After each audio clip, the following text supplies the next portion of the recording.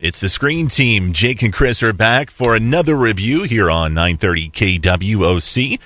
And the show is being brought to you by Whitworth Gift Chest Jewelers, where Walmart is next door to us. Also, Fearless Social and Poplar Bluff Drywall. We're kind of doing a film noir special for you. We just got done doing the Jack Nicholson film Chinatown, and we've got an interesting one for you. This one is called Brick. It was released back in 2005, and this was kind of an independent film. Didn't get a lot of national exposure. It was written and directed by Rian Johnson. Am I saying that right? Rian? I think so. Ryan? It's pretentious Ryan. Okay, cool. The movie stars Joseph Gordon-Levitt, and this film is very, very interesting. It's kind of hard for me to describe, but Jake, how would you we describe Brick? Well, if folks haven't seen Chinatown, if you've seen any film noir film, this one follows suit. But I guess the setting is what really just makes a difference, because it's got that film noir vibe. It's got the lingo, but it takes place in a California high school in the mid-2000s, and it's predominantly the entire cast is teenagers, right, in high school. But they're dealing with grown-up issues. Yes, very grown-up issues. There's a drug kingpin. There's all these little side characters who are in the drug kind of field and stuff like that, and they're going through all this stuff, but it's in the high school setting, like you said, and it's really interesting how that all works, man. It's crazy, but go on, man. Yeah, the only two adult characters I think are the Pin's mom, right, the Kingpin's mom, and the vice principal of the high school. And it's the setting with the lingo. If you watch this movie, if you didn't watch it, if you just listened to this movie, you probably would think that you were watching an old 1940s film noir movie, just because the lingo, the way that the pace of the action and everything like that. It's got some very stylized action scenes in it, and we just talked about Chinatown. Chinatown and this movie have a lot of similarities, for sure. You can see a lot of different, just in the camera style they use, and they use a lot of natural lighting versus a lot of staged lighting, and a lot of cool transitions. Where in Brick, you've got a lot of transitions. There's almost a clock somewhere in about every shot of this movie in the background. I noticed the first time I watched it was in 2006, so I haven't watched it since then until just recently. Yeah. But I've noticed that there's clocks that have some sort of importance in there, because they're always talking about meet me here at this time, and there's always a clock somewhere in the shot.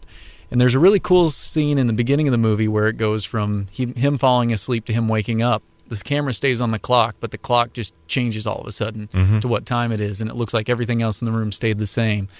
And for a lower budget movie, there's a lot of really cool camera work. They did a lot with a little on this one. The budget was not even $500,000. Yeah. But in box office, they made almost $4 million. So that's not a bad take right there.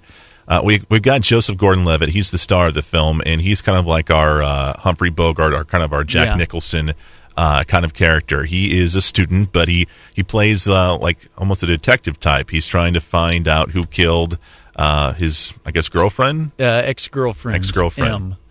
M. And the movie, of course, does a little bit of Tarantinoing at the beginning. It starts you off with a short scene, and then it says 2 days previous, and you find out everything that's leading up to that event, because he finds her dead, and now he's trying to find out not only who killed her, but why she died and what's behind all of it.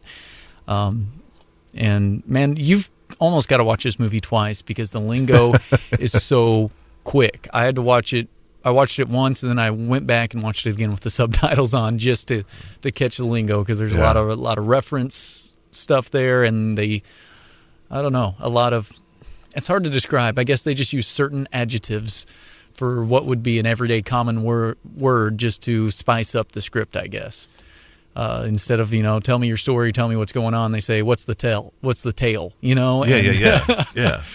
They've got a lot of that. I really enjoy this movie. It is very strange, because it's teenagers really dealing with adult issues. But there's a lot of that classic Hollywood vibe to this movie, because you've got the film noir thing. Of course, you've got not only you've got Joseph Gordon-Levitt's character trying to track down, who killed his ex-girlfriend. You've got the love interest, which you can't trust, which is in just about every film noir movie. The woman that comes and approaches the detective. That's right. Good call.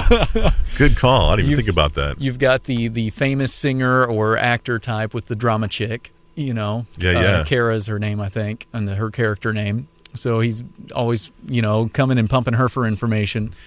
And you've got obviously the villain or the head villain, and then you've got like the tough guy, the muscle, right? Who is probably one of my favorite characters. His name's Tug. He doesn't have a whole lot of dialogue in the first 90 minutes. The first hour or so of the movie, he doesn't have any dialogue.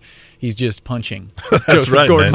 But those scenes are so cool. How they film it. I have no clue how Rian Johnson did that, but it was just very, very cool effects, and that's one of the reasons why I love this film. Like you said, with the script, it's hard to understand what they're talking about because they, like you said, they use some crazy lingo and stuff. But the visuals in this film are beautiful, just beautiful. What I like a lot, because there's not a lot of heavy action scenes in the movie. There are a few. There's one good chase scene, and then there's a few fight scenes. Mm-hmm.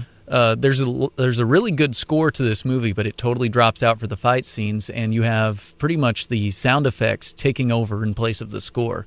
In the chase scene, they make a point to make the footsteps really loud in the movie when Joseph Gordon-Levitt's character is getting chased by a thug. Yeah, and they make a point for where his footsteps are just really loud, and the footsteps of the guy chasing him are really loud, and it leads up to a certain thing. I don't want to spoil for anybody who wants to see the film, but that really just sets the tone. No music, no dialogue, just pretty much all you hear is footsteps, and just the Foley work, I guess you'd call it.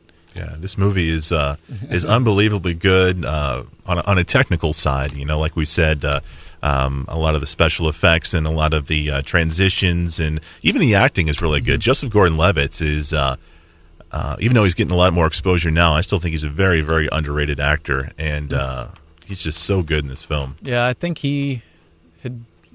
I don't know if he'd done much between when Third Rock from the Sun ended. And this came out? I think Third Rock from the Show ended in 2001. Mm-hmm. He might have done one or two movies in between, or small films like this. But this one definitely stands out. And if you're a fan of his, definitely watch this movie because he really carries the movie. And it's centered around him. So. And, of course, these two teamed up for another film that we reviewed, Looper. Mm-hmm. Which we both liked it, right? You liked it. I like it. Yes. I like Looper. Cool. I know it got some hate from critics just because there's a lot of stuff, but Looper, another great film Joseph Gordon-Levitt was in, and he's a very rounded actor. And yes, he is. I'd like to see him do some more film noir type movies. Well, the next film that Rian Johnson's going to be doing is Star Wars Episode 8. So maybe Joseph Gordon-Levitt can play the son of Boba Fett or something, man. Detectives in space. That'd be awesome. That'd be awesome. The name of the film is called Brick. It was released back in 2005. Coming up after the break, we're going to review one of the newest movies out right now, starring Blake Lively and Harrison Ford. It's called Age of Adeline, right? Age of Adeline. This is I don't know. It's the I guess the closest thing to a film noir title, but a little bit fantasy at the same time. And yeah. I don't know. I like those strange kind of out there. I like really stylized films. Well, I really do. We'll talk more about that coming your way next on today's Talk 930 KWOC.